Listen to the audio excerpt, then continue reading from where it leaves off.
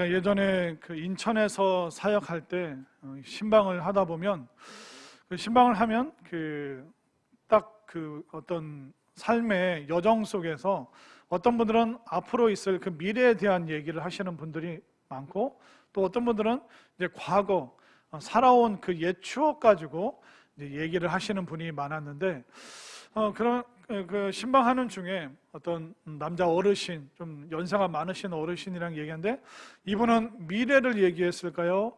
과거 얘기를 많이 했을까요? 과거. 어르신들이 옛날 얘기, 살아온 얘기를 많이 하시는데, 이분에게는 굉장히 기억에 남는 게 6.25 사변 이후에 있었던 그 일들이 이분에게 되게 많은 기억이 되었는지, 옛날 얘기를 하실 때 항상 6.25 얘기를 하셨습니다. 근데 그 6.25 얘기 중에 이제 기억나는 게 뭐냐면, 그 미군들이 이제 큰 트럭으로 와서 여러 가지 물자를 배급하는데, 그분은 탈지 분유, 뭔지 아세요? 잘 모르시죠? 저처럼 이제 어렵게 산 사람들만 알 텐데, 그 탈지 분유는 이제 우유를 물로 액체로 보관하면 이제 이제 보관 시간이 오래 되지 않은데, 그래서 이제 어떤 지방이나 수분을 다 빼고 이제 건조하게 이제 말려서 이제 분유로 이제 배급을 했었는데, 이제 그분이 이제 분유 배급하는 날은 너무 좋았다는 거예요. 근데 어느 날 이제 동네 이장 어르신이 이제 미군이 분유를, 또 탈지 분유를 배급한다. 그러니까 집집마다 한 사람 앞에 하나씩만 그릇을 들고 동네에 마당으로 와라. 그래서 이제 사람들이 집에 있는 걸 막 꺼내는 거예요, 그릇을. 아버지는 냄비를, 엄마는 국그릇을, 또 아들은 간장 종지 근데 어떤 사람 허겁지겁 그릇이 안 보이니까 마당에 있는 세숫대야를 들고 나오는 거예요. 그러니까 사람들이 야, 너무한 거 아니냐, 세숫대야 이거 주겠냐, 이렇게 많이도 안 주고 골고루 주느라고 배급도 많이 안 줄 텐데, 그냥 사람들이 가면서 세숫대야 들고 온 사람을 막 타박을 했어요. 그런데 그날은 미군들이 평소보다 더 많은 분유를 가져와서 이게 차고 넘치니까 종지 그릇에도 가득, 국그릇에도 어떻게 했을까요? 가득, 냄비에도. 자, 마지막 세숫대야 어떻게 됐을까요? 그 인천에서 하셨어요? 세숫대야 가져온 사람도 막 입이 이만큼 벌어지고 막 가득가득 그냥 미군들이 채워주고, 자 이제 그만하고 이제 딱 차 문을 닫고 다른 동네로 또 간 거예요. 그날 누가 제일 행복하고 부러움의 대상이 됐을까요? 세숫대야. 제가 그 얘기를 그 어르신한테 가면 맨날 했던 얘기 또 하고 또 하는데, 제가 들을 때마다 깨닫는 게 뭐냐면, 우리가 그릇을 준비하라 그러면 작은 그릇을 준비해야 될까요? 큰 그릇을 준비해야 될까요? 무조건 큰 그릇. 그러면 한 개만 준비할까요? 여러 개 준비할까요? 알기는 아주 기가 막히게 잘 하시네요. 우리의 믿음 생활도 마찬가지입니다. 하나님께서는 우리에게 풍성하게 부어주길 원하십니다. 또 주님께서도 양으로 생명을 얻고 더 풍성히 얻게 하려 함이라. 하나님께서는 하늘에서 많이 부어주길 원하시는데, 우리가 준비한 것이 간장 종지라면 그만큼밖에 못 받는 겁니다.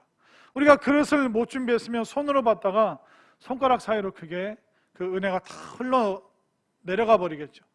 그러나 우리가 큰 그릇, 더 넓은 그릇, 또 많은 그릇을 준비하면 풍성하게 준비하신 그 하나님의 은혜와 축복을 우리가 마음껏 넉넉하게 충분하게 우리가 거둘 수 있고, 또 그것을 우리가 나눌 수 있는 복된 삶이 되는 것입니다. 오늘 말씀을 들으면서 한 해 동안 정말 손에 잡히는 것이 없고, 정말 내가 그릇을 준비해서 정말 그 축복을 담아내지 못했다면, 오늘 은혜의 그릇, 믿음과 신앙의 그릇을 든든하게 또 많이 준비해서 하나님께서 베푸시는 그 풍성한 은혜를, 또 내년에 부어주실 그 축복을 한아름 가득 받을 수 있는 우리 모두가 될 수 있기를 바랍니다. 자, 오늘 말씀 첫 번째 딱 시작이 뭐냐면 결핍과 절망의 사람이 나옵니다.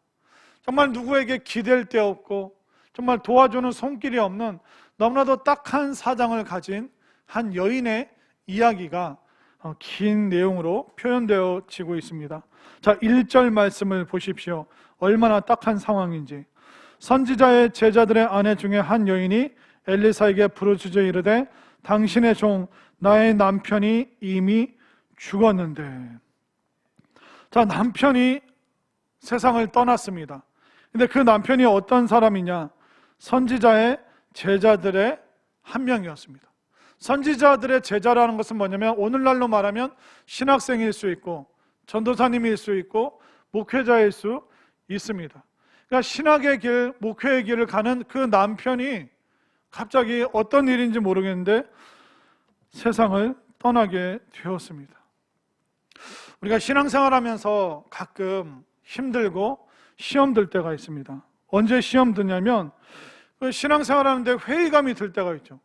아니, 교회를 다니면 문제거리가 사라져야 되는 거 아닌가?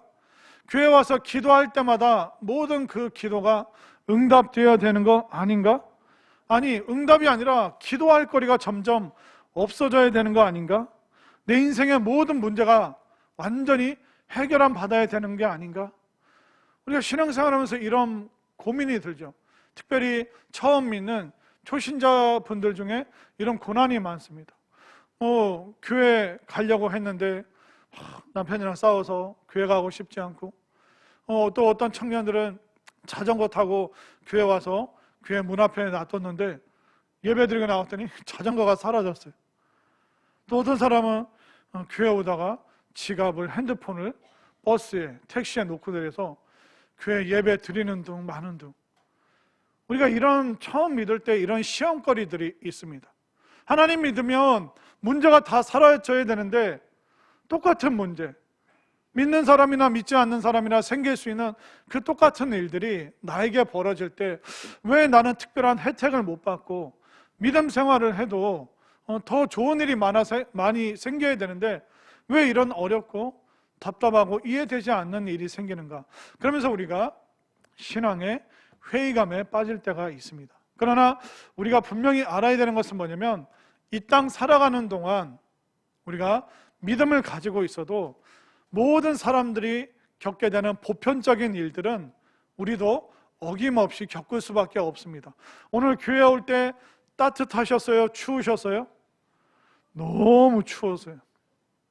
저도 한 7시쯤 교회 왔는데 주차 차에서 내려서 이게 교회 들어오는 순간까지 귀가 떨어져 나가고 막, 와, 세상에 내 6.25 사변 이후로 이렇게 추운 날은 처음이다.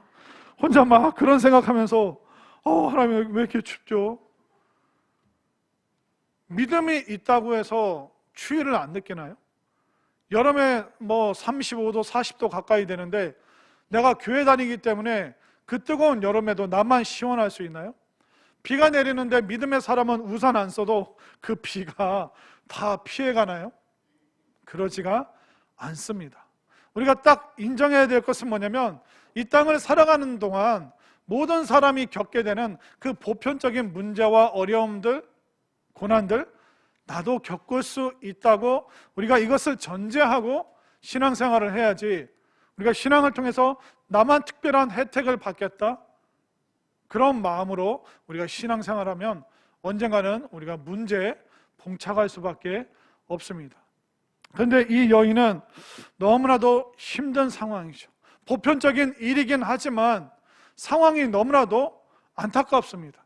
믿음의 길을 가는 그 남편이 갑자기 세상을 떠나게 되고 이제 홀몸이 돼서 아이 둘을 키우는데 먹을 것이 없어서 양식을 빌리고 돈을 좀 빌렸는데 그거 가지고 이제 그 빚쟁이가 다 내놔라, 내놓을 거 없으면 네 아들들도 잡아가서 내가 종으로 삼겠다. 아마 위협하는 마음 반, 또 욕심 부리는 마음 반. 근데 어렵고 힘들 때 그런 말 한마디 들으면 위축이 됩니다. 주눅이 듭니다. 겁이 나고 두려움에 사로잡힐 수밖에 없는 것이죠. 아마 우리들 중에도 이런 어려운 경제적인 문제로 인해서 혼자 되어서 정말 내일 살아갈 일이 막막한 그런 어려움 겪으신 분들 참 많이 있을 것입니다. 도와줄 사람이 아무도 없습니다. 또 사회적으로 약해지잖아요. 그러면 이 사회는 약자에게 더 가혹합니다. 더 매몰찹니다. 더 사정 안 봐줍니다. 이렇게 딱한 어려운 가운데, 상황 가운데 놓인 이 여인이 할 수 있는 게 뭐밖에 없을까요? 울부짖는 것. 엘리사가 마침 그 마을에 왔기 때문에 그 선지자인 엘리사를 붙잡고, 어쩌면 좋습니까? 믿음 생활 열심히 하던 남편이 세상을 떠났습니다. 애들 키우려니까 먹을 것이 없어서 양식을 빌렸는데 그걸 빌미 삼아서 아이들을 잡아가겠다고 합니다. 어떻게 하면 좋습니까? 나 좀 살려주세요. 나 좀 살려주세요. 우리가 힘들고 어려울 때 어떻게 해야 됩니까? 그냥 좌절하고 자학하고 그냥 마음의 가책에 빠지면 안 되고, 우리는 믿음의 공동체에게 우리가 도움의 손길을, 우리가 하나님께 기도할 수 있고, 또 목회자들에게, 목사님, 전도사님들에게 우리 아이들의 그 어려운 형편에 대해서 우리가 얘기할 수 있어야 됩니다. 우리는 그냥 나 혼자 끙끙거리고 그냥 이렇게 지나가면 되겠거니 생각하지만 그렇지가 않습니다. 그럴수록 우리의 신앙은 힘들어집니다. 어려움에 대해서 솔직하게 와서 얘기하고, 기도 제목 여러분들 얘기하시면 그 딴 데 가서 말 안 합니다. 그거 가지고 목회자들이 새벽마다, 또 장로님들이, 권사님들이 함께 기도해 주기 때문에 우리가 어렵고 힘들고 정말 딱한 사정이 있을 때 그 혼자 끙끙거리지 말고 함께 믿음의 사람, 또 신뢰할 수 있는 사람과 함께 기도 제목을 나누면서 이 어려움을, 이 이해되지 않는 고난을, 또 누구나 겪는 이 보편적인 상황 속에서 여러분들 마음 무너지지 마시고, 내가 기댈 곳이 있다, 내가 의지할 곳이 있다, 세상은 나를 가혹하게 다루지만 믿음의 공동체 속에서 내가 위로받을 수 있고 힘을 얻을 수 있고, 이곳에서 내가 문제의 해답을 찾을 수 있다는 것을 여러분들 꼭 믿으시고 다시 한번 힘을 내시기를 바랍니다. 자, 이렇게 딱한 상황 가운데 있는 이 여인, 정말 간절한 마음으로 울부짖는 이 여인을 위해서 엘리사가 그 결핍의 상황에서 딱 한마디 합니다. 뭐라고 얘기할까요? 지금 이 집에 있는 게 뭡니까? 없는 게 뭡니까? 필요한 게 뭡니까? 그거 물어보지 않고 있는 게 뭡니까? 우리랑 전혀 다른 관점으로 질문을 합니다. 2절 말씀을 한번 볼까요? 2절, 엘리사가 그에게 이르되 내가 너를 위하여 어떻게 하랴? 내 집에 무엇이 있는지 내게 말하라. 사람이 급하잖아요. 상황이 어렵잖아요. 그러면 항상 그 마음이 불평에 젖어드는데, 불평하는 사람은 뭐만 보냐면 없는 거. 나는 없는 거 투성이야. 난 할 줄 아는 게 없어. 맨날 그 불평의 마음에 있는 사람은 없는 거에 집중합니다. 그러나 믿음의 사람과 긍정의 사람은 있는 거, 세상 사람들이 가진 것 중에 내가 없는 거 있지만 그럼에도 불구하고 하나님께서 나에게 주신 것, 또 지금 내가 가지고 있는 것, 거기에 집중하게 되어 있습니다. 이 여인에게 다른 거 다 없어요. 근데 있는 건 뭐만 있을까요? 기름밖에 없어요. 밀가루도 없습니다. 빵 해 먹을 밀가루도 없습니다. 2절을 다시 한번 보세요. 엘리사가 그에게 이르되 내가 너를 위하여 어떻게 하랴? 내 집에 무엇이 있는지 내게 말하라. 그가 이르되 계집종의 집에 기름 한 그릇 외에는 아무것도 없습니다. 여러분들도 집에 기름 있으세요? 참기름 있으세요? 들기름, 그 다음에 식으로 시작한 게 뭐죠? 그것도 있으세요? 쌀은요? 없으면 좀 드리려고 그랬는데. 김치는요? 있어요? 냉동실에 뭐 좀 꽉꽉 채워져 있나요? 그거 언제 비우실 거예요? 추석 때 채운 거, 신정이랑 구정 때 그때 또 빼서 버리고 또 새로 채워 넣으실 거죠. 우리는 사실 늘 그런 생각합니다. 나는 배운 게 없어, 나는 가진 게 없어, 주변에 나를 도와주는 사람이 없어. 우리가 늘 없는 거 생각합니다. 그러나 엘리사는 있는 게 있을 것이다. 지금 가지고 있는 것이 무엇이냐? 없는 거를 집중하는 것이 아니라 있는 거에 집중하죠. 여러분들은 가진 게 많죠? 제가 좀 안심해도 되죠? 기름, 쌀, 김치 그거 있으면 다 되잖아요. 우리가 자꾸 없는 거에 집중하다 보면 불평, 불만, 자괴감, 또 스스로를 비난하고 비하고 그런 거에 빠질 수밖에 없습니다. 그 미국의 그 리더십 전문가 중에 노만 빈센트 필이라는 박사님이 있습니다. 이분이 나중에 이제 목회자까지 되는데, 이분이 이제 리더십을 통해서 사람의 변화, 자기 개발, 성장에 대한 책이나 강연을 많이 하시는 분인데, 어느 날 50대 초반에 사업가가 엉엉 울면서 빈센트 필 박사님을 찾아왔어요. 박사님, 저 이제 완전 끝장났습니다. 저는 거지가 됐고 더 이상 살아갈 수가 없습니다. 사업은 부도가 났고 완전히 파산했고 이제 나는 갚아줄 돈이 하나도 없습니다. 제 인생 완전히 끝났습니다. 박사님, 나는 어쩌면 좋습니까?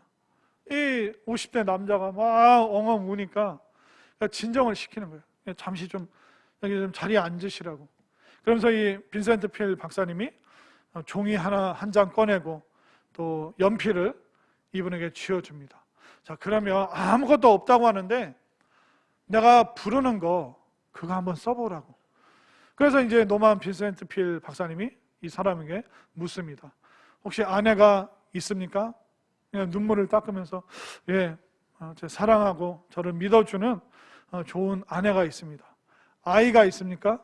예, 2명의 사랑스러운 자녀들이 있습니다. 그럼 그 이름 써보라고.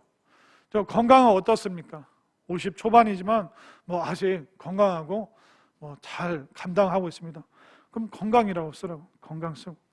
친구 있습니까? 예, 동네에서 어릴 때부터 함께 자란 친구들이 있고 교회 친구들이 있고 또 사회생활에서 만난 좋은 신실한 친구들이 있습니다. 그거 한번 다 써보라고. 그래서 쭉 쓰는데 그 한 면을 다 채운 거예요. 그러면서 이 남자분이 뭐라고 얘기하냐, 박사님, 써보니까 제가 아직 갖고 있는 게 너무나도 많이 있네요. 그러면서 이 사람이 다시 힘을 내서 또 재기하고 성공적인 삶을 살게 되었습니다. 우리는 늘 없는 거, 내가 잃어버린 거, 빼앗긴 거, 내가 망가뜨린 거, 이것만 생각합니다.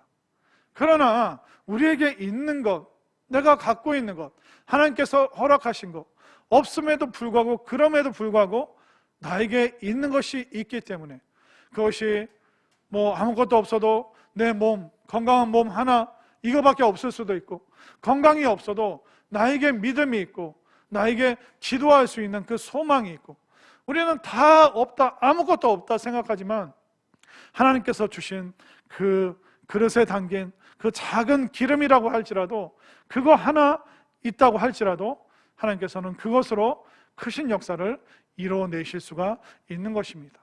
왜 엘리사가 이 여인에게 없는 게 아니라 필요한 게 뭐냐, 그걸 묻지 않고 있는 게 뭐냐. 근데 이 여인이 답이 뭡니까? 그릇에 기름만 조금 있습니다. 근데 엘리사는 오케이, 좋다, 우리가 그 기름 가지고 한번 큰 일을 한번 내보자. 사람들이 깜짝 놀랄 일을 한번 만들어 봅시다. 엘리사에게는 이런 믿음이 있는 거예요. 좌절하거나 낙망하거나 못한다는 것이 아니라 있는 것, 없는 것 맞지만 그래도 우리에게 주신 것. 예수님께서도 마찬가지였습니다. 예수님께서 공생의 사역 동안 오병이어의 기적을 베푸셨죠. 그때 제자들이 뭐라고 그랬습니까? 빈들에 아무것도 없습니다. 저 사람들에게 먹을 걸 주려면 돈이 얼마가 필요하고 차라리 멀리 가서 먹고 오라고 하는 게 나을 것 같습니다. 우리는 가진 게 아무것도 없습니다. 예수님이 뭐라고 그러셨어요? 너희들이 가지고 있는 거 그거 가져와라. 그랬더니 보리떡이랑 물고기 그 몇 마리밖에 없는 겁니다. 그러나 주님께서 어떻게 하셨습니까? 그 있는 것, 보잘것없고 한 그릇밖에 안 되지만 그거 가지고 남자만 5,000명을 먹이시는 그 풍성한 능력을 베풀어 주셨습니다.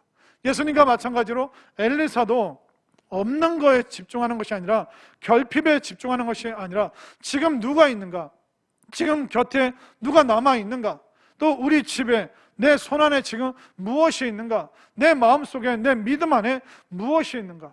그런데 없는 거에 집중하지 말고 하나님께서 여러분들에게 주신 그 있는 것, 비록 보잘것 없고 작은 거지만 정말 하나님께서 큰 일을 이루어내실 그 있는 것에 여러분들이 집중하시기를 바랍니다. 여러분들 혹시 그 상어 아세요? 상어 본 적은 없어도 상어는 아시죠? 그 조스. 근데 이 상어는 여러 물고기 중에 특이한 게 뭐냐면 상어는 불에가 없습니다. 이 불에는 아시죠? 여자분들 그 생선 손질하다 보면 이게 이렇게 길쭉한 투명한 풍선처럼 생긴 거. 이 불에를 통해서 이 물고기들이 힘 안 들이고 붕 물 위쪽으로 떴다가 또 불에를 이렇게 축소시키면 공기를 빼면 물 아래로 쭉 이제 가라앉고 이제 그걸로 이제 수월하게 올라갔다 내려갔다 그 조절을 불에를 통해서 해요. 그런데 상어에게는 뭐가 없을까요? 불에가 없다고요. 불에가. 이 불에가 없는데 그러면 올라가려면 너무 힘들죠. 가라앉기는 너무 쉽게 가라앉는데 물 위로 올라가려면 너무 힘이 듭니다. 그런데 상어는 자기가 없는 것, 불에가 없다. 그래서 나는 물 위로 떠갈 수가 없어. 상어가 그렇게 생각하는 게 아니에요. 불에가 없다고? 오케이, 좋아. 그러면 내 몸의 모든 지느러미와 근육을 사용해서 헤엄쳐서 올라가면 되지. 그래서 이 상어가 유일하게 태어나서 죽을 때까지 한 번도 쉬지 않고 계속 떠다닙니다. 왜냐하면 그 헤엄치는 걸 멈추면 바닥으로 가라앉기 때문에. 그래서 이 상어는 계속 움직이는 거예요. 그렇게 불에가 없는 그 결핍, 거기에 집중하는 것이 아니라 온몸의 지느러미를 쓰고 근육을 사용하니까 이 상어가 뭐가 됐습니까? 바다의 최강자가 될 수 있었던 것이죠. 상어는 없는 거에 집중하는 게 아니에요. 지금 나에게 있는 것이 무엇인가? 내가 할 수 있는 게 뭔가? 내가 할 수 있는 거 헤엄치는 거구나. 이건 내가 잘하지. 그래서 상어가 열심히 헤엄쳤더니 최강의 바다 생물이 된 것입니다. 우리 언제까지 코로나를 핑계대고 없는 거, 안 되는 거, 못하는 거, 언제까지 우리가 거기에 집중하고 그것 때문에 자기 비하하고 침체에 빠지겠습니까? 행복의 반대는 불행이 아닙니다. 행복의 반대말은 불평이에요. 늘 없는 거, 남이 가진 거랑 나 없는 거 비교하면서 스스로 자기 비하하면 우리는 불행할 수밖에 없습니다. 그러나 우리가 이 불행을 자초하는 이 불평을 내려놓고 하나님께서 주신 것, 나에게 있는 것, 남들도 있고 나도 있고 아니면 남들에게 없는데 나에게 있는 그것, 내가 기도하는 습관, 말씀을 붙잡는 습관, 정말 어떤 말씀이든 내가 아멘으로 화답하는 그 믿음, 남에게도 있고 남도 없지만 그러나 나에게 있는, 내가 갖고 있는 하나님께서 주신 그것에 집중할 때 여러분들이 이 믿음의 또 이 세상의 최강자가 될 수 있다는 것을 여러분들 확실히 믿으시기를 바랍니다. 상어는 가라앉지 않으려고 했는데 그 가라앉지 않으려고 했던 그 애씀이 결국 가장 높은 곳으로 갈 수 있었습니다. 자꾸 여러분들을 가라앉게 하고 여러분들 힘들게 하고 좌절하게 하는 것이 무엇입니까? 여러분들의 입에서 불평이 나오게 하고 자학하게 하고 자괴감 들게 하는 것이 무엇입니까? 그런 거에 여러분들 매몰되지 마시고 하나님께서 나에게 공동체를 주시고 나에게 믿음을 주시고 천국을 주시고 나에게 십자가 주셨다. 여러분들 있는 것에 여러분들이 집중할 수 있게 되기를 바랍니다. 자, 그러면 우리가 뭘 해야 됩니까? 이제 그릇만 준비하면 되는 거예요. 어떤 그릇? 작은 그릇이요? 큰 그릇이요? 큰 그릇. 한 개만 준비하면 될까요? 여러 개 준비하면 좋을까요? 여러 개. 많으면 많을수록 좋죠. 하나님께서 은혜의 담배는 막 부어주시는데 요만한 거, 작은 잔만 있으면 요거밖에 못 채우죠. 그러나 그릇이 크면 클수록 세숫대야든 뭐 어마어마한 대야든 뭐 드럼통이든 우리가 준비만 하면 하나님의 은혜와 축복은 우리가 마음껏 담을 수가 있습니다. 그래서 저는 여러분들이 그릇을 준비하되 다른 그릇이 아니라 믿음과 말씀과 기도의 그릇, 이 세 가지는 더 크게, 더 깊게, 더 넓은 이 그릇을 여러분들이 준비하시기를 바랍니다. 자, 믿음의 그릇이 있으면 우리는 순종할 수 있습니다. 오늘 본문에 나오는 여인이 어땠습니까? 엘리사가 딴 집 가서 그릇을 좀 빌려와라. 근데 이 여인이 믿음이 없었으면 속으로 그랬을 거예요. 지금 나 놀리나? 밖에 나가면 빚쟁이가 나를 쫓아다닐 텐데 내가 집집마다 다니면서 그릇을 빌려오라고? 남사스럽게? 부끄럽게? 거절당하면 어떻게 하려고? 내가 왜 이런 걸 해야 되나? 분명히 선지자가 날 놀리는구나. 그런 생각 추호도 갖질 않았습니다. 이 여인은 그 선지자의 말을 믿었습니다. 믿었기 때문에 이 여인은 기꺼이 순종했고 그 순종의 결과가 무엇입니까? 자, 5절, 6절을 보십시오.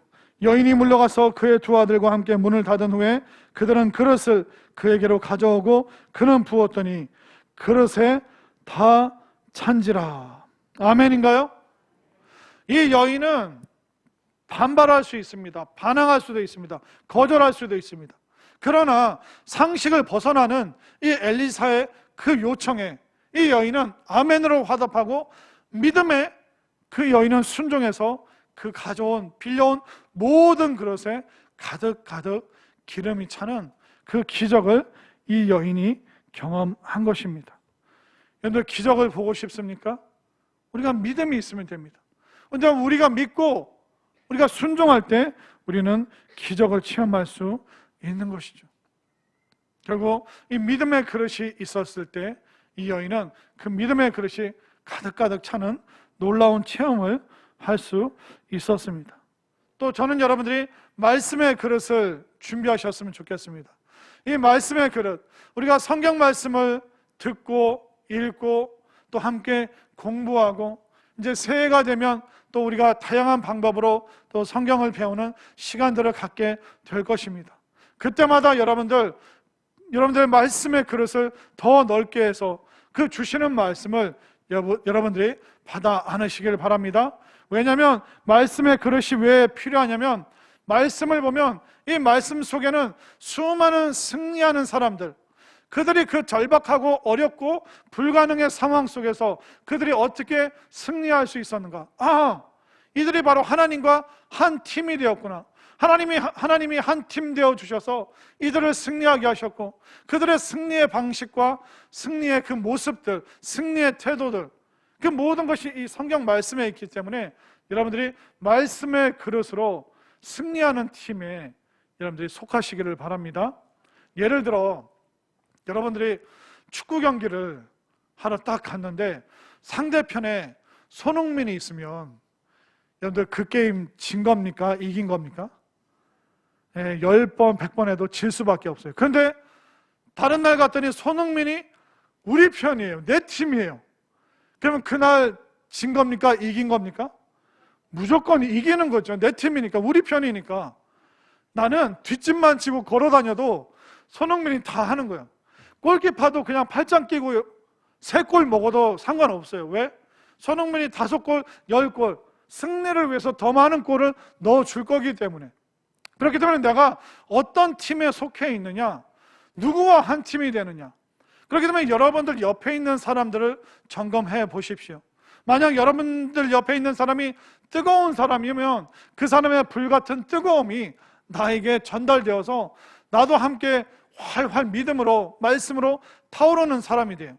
근데 여러분들 옆에 있는 사람이 냉소적이다, 차갑다, 그러면 나도 그게 전달되어서 점점 차갑고 냉랭한 사람이 될 수밖에 없습니다. 그런데 우리 주변에 대부분 긍정적인 사람이 많을까요? 부정적인 사람이 많을까요? 우리 주변에 뜨거운 사람이 많을까요? 냉랭하고 냉소적인 사람이 많을까요? 부정적이고 냉소적인 사람들이 훨씬 많습니다. 그렇기 때문에 우리는 우리 주변에 누구를 두느냐? 바로 성경 말씀에 나오는 이 말씀에 나오는 이 믿음의 사람들, 그들의 그 뜨거움, 그들의 열정, 그들의 그 승리했던 그 태도와 그 자세, 이 믿음의 사람들을 여러분들 주변에 쫙 포진하면 그 사람들이 누가 됩니까? 나와 한 팀이 되어서 내가 한 명이 되고 그들이 나머지 10명이, 11명이 하나의 팀이 되어서 승리하는 인생, 또 승리하는 공동체가 될 수 있기 때문에 여러분들 말씀의 그릇을 더욱더 넓게 깊게 많이 여러분들 준비하시기를 바랍니다. 또 마지막으로 여러분들이 기도의 그릇을 준비하십시오. 우리가 기도하잖아요. 기도는 우리를 전혀 다른 차원으로 인도합니다. 이 기도는 하늘의 그 축복의 통로입니다. 근데 제가 참 아이러니한 게 뭐냐면 세상 사람들도 안 믿는 사람들도 급하면 점쟁이 찾아가고 무당 찾아갑니다.